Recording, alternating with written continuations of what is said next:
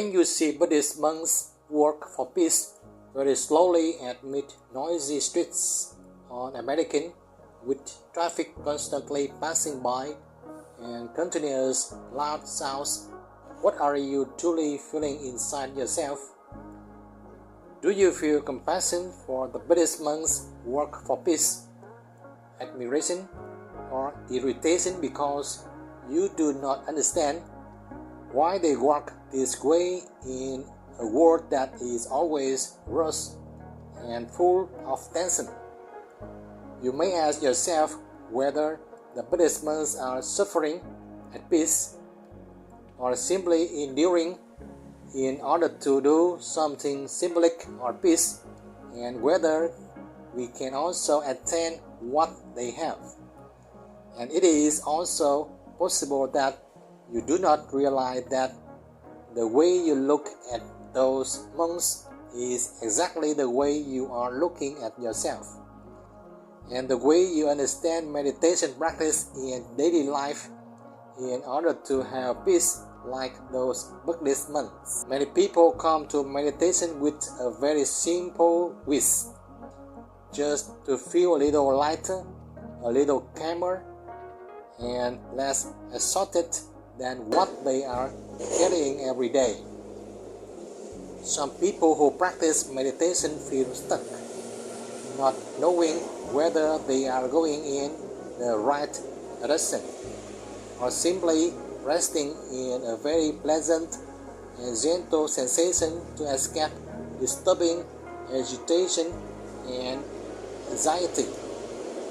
But in the midst of crowded streets and traffic, those Buddhist monks do not avoid sound, do not look for absolute quiet. They walk within the noise without being swept away by it, and without tensing themselves to endure. They do not work to fight silence, nor do they work to prove their ability to endure hardship. They work in order to look directly into collision and disorder, while the mind is not pulled toward pleasant or discomfort or instability, creating peace within themselves and for everyone. Hello, I am Tân from the Lotuszentan channel, and in this video we will honestly look back at the path that many modern meditation practitioners are walking, to understand why we so easily lose our way and why those monks still work so steadily in the life full of change. If you have meditated for a long time but feel that you have not progressed further, or if you are new to meditation but constantly wonder why you have not yet found peace, then the next part of this video may be exactly what you have been searching for a long time. Because in the following section, we will observe together two familiar paths that the mind often falls into, so that we can recognize the middle way that the Buddha pointed out, a path that does not lull the mind with pleasure, nor draw us in suffering. When many people begin meditating and feel calmer after just a few minutes, the body softens and the mind lightens. They often believe they have found the right path, but this approach only treats the surface. This is the most soothing trap of modern meditation, where meditation gradually becomes a tool for quick comfort, rather than a long path that uproots the root causes and helps us clearly see how the mind is operating in real life, as Buddhist monks are practicing. Many people come to meditation not because they want to deeply understand themselves, but because they are too tired, too tense, overloaded, and just need a place to rest briefly before returning to the old cycle. When we sit still, relax, and breathe deeply, a calm and gentle feeling can arise quickly. And it is precisely this spread that makes the mind easily cling to it without realizing that there are still many obstacles ahead. Because once we become too peaceful, we cling to it and do not want to let go, and when another discomfort appears, we immediately become unsettled. You can recognize this through very familiar examples. Some people only meditate when everything in life is going well. Some turn on a meditation just to sleep more easily. Some use the feeling of peace to avoid conflicts that need to be fixed directly. At that point, meditation is no longer a place where we learn to see ourselves really, but becomes a place where we escape from the less comfortable part of life itself. And stagnation quietly begins to appear when impermanence strikes. Many people meditate for a long time without going further, not because they lack effort, but because they have confused relaxation with mindfulness, pleasures with clarity. Relaxation helps the body and mind rest, while mindfulness helps us see clearly. Pleasures can be very comfortable, but clarity is what keeps us from losing our way. If you choose Buddhist monks work for peace at paths in China Grove, you will see that they do not choose the coolest time, do not choose the quietest road, and do not wait until the conditions becomes comfortable before stepping forward. They work amid noise, amid collisions, amid constant movement, yet their minds are not pulled toward pleasures to cling to, nor pushed toward discomfort to resist. This clearly shows that mindfulness does not arise from favorable conditions, but from full presence with whatever is happening right now. When we stubbornly practice meditation only to find good feelings, over time the mind becomes accustomed to sleeping in comfort. Observational relaxes weaken, and we may lose the ability to stand firm when real life truly collides.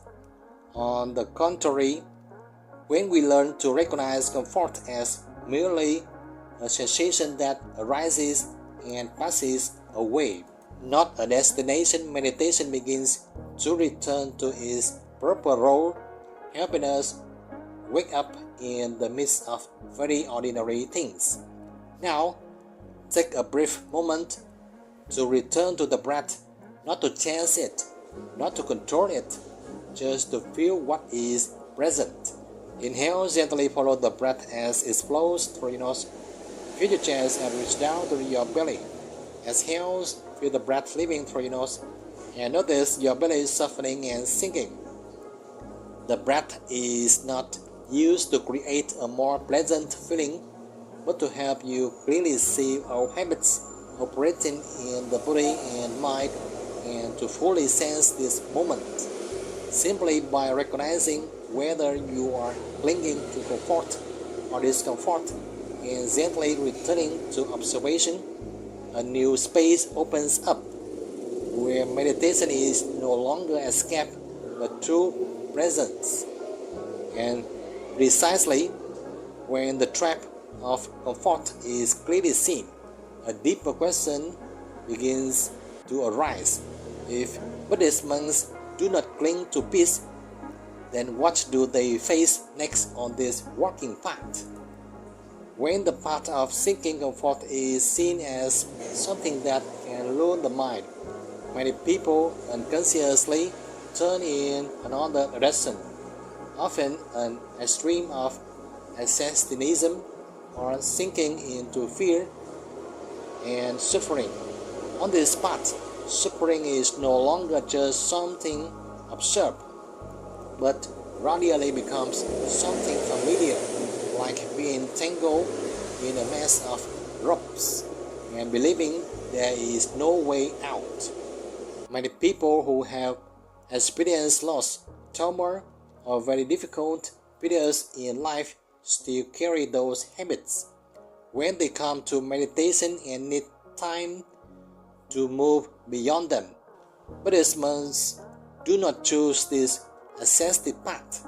Instead, they work while directly seeing dependence on everyday comfort and moving beyond it.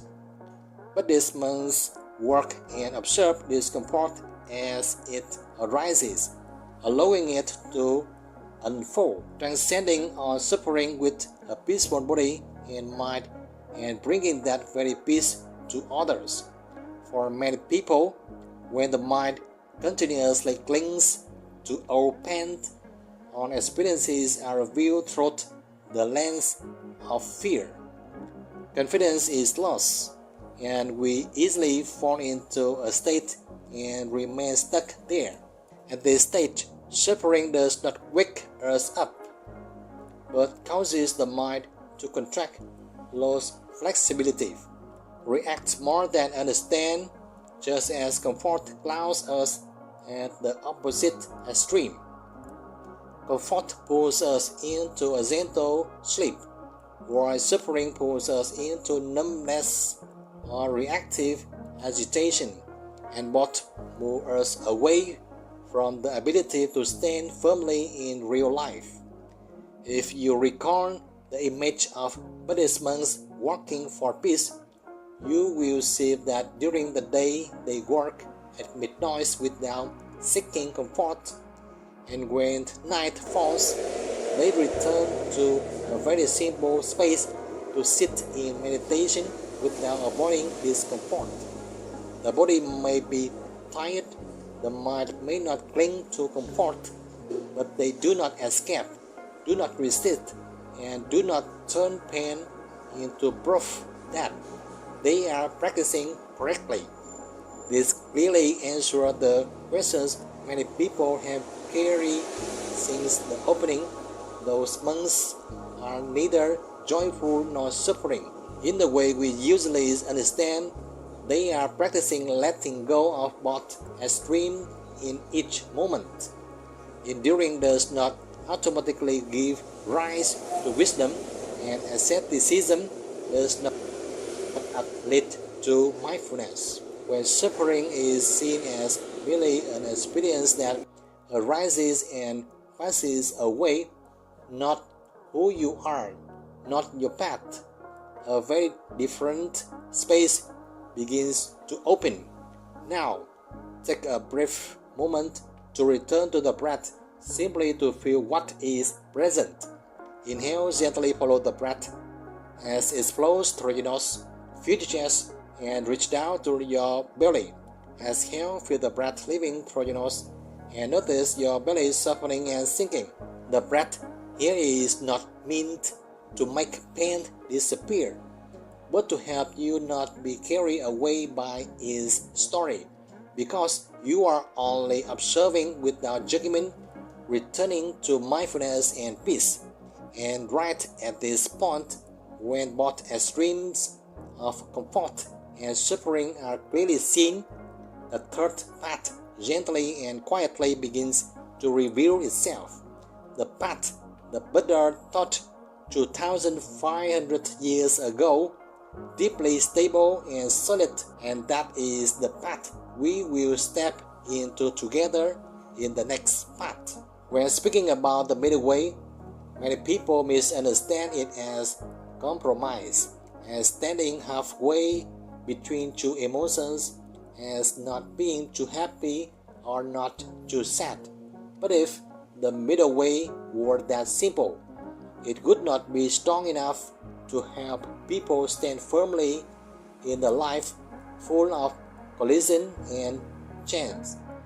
The important question here is whether there is a path that allows us to remain awake in life without having to tense up and endure, and also without lulling ourselves to sleep with pleasant sensations. When you observe Buddhist monks working for peace on American and path in China Grove amid traffic noise and the gaze of passers-by, you may wonder whether they are joyful, suffering, or quietly practicing a very different path. They do not withdraw from life, do not hide in a place of absolute quiet, and do not seek favorable conditions to practice. They step right into life as it is. The middle way in real life is not about choosing the middle of emotions, but about standing in balance without letting the mind be pulled to either side, not being pulled by pleasant sensations and not being pulled by unpleasant sensations. The first layer of middle way lies right in sensation. When pleasantness appears, you clearly know it as pleasant without holding on, without hastily believing that this is a sign you are on the right path. When discomfort appears, you also recognize it is discomfort without identifying with it, without creating extra stories that you are wrong or that you have failed, leading to worry and panic. The second layer of middle way appears in reaction when there is criticism, when there is conflict. Instead of reacting immediately to defend yourself or collapsing into hurt, you recognize the reaction arising in body and mind. You know how to pause for a moment, soften a little, and let clarity lead the way instead of old habits. The third layer of the middle way goes straight into daily life. When you are tired but still need to be present, when you work a lot but still know how to rest, when you give without pushing yourself into exhaustion. This is not theory, but a living balance that is adjusted day by day. At this point, the Noble Eightfold Path is no longer a religious concept or doctrine, but becomes a very close and living language. Right mindfulness is seeing clearly, right effort is not forcing, and right livelihood is living with awareness right within very ordinary responsibilities.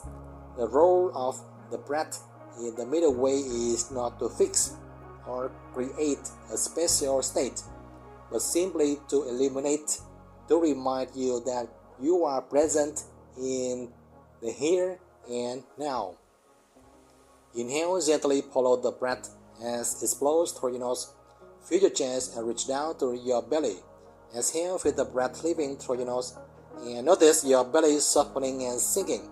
Observing the breath in meditation helps you avoid clinging to pleasantness and falling asleep in blissful attachment, or forcing yourself to endure until you become regret and exhausted in the name of progress.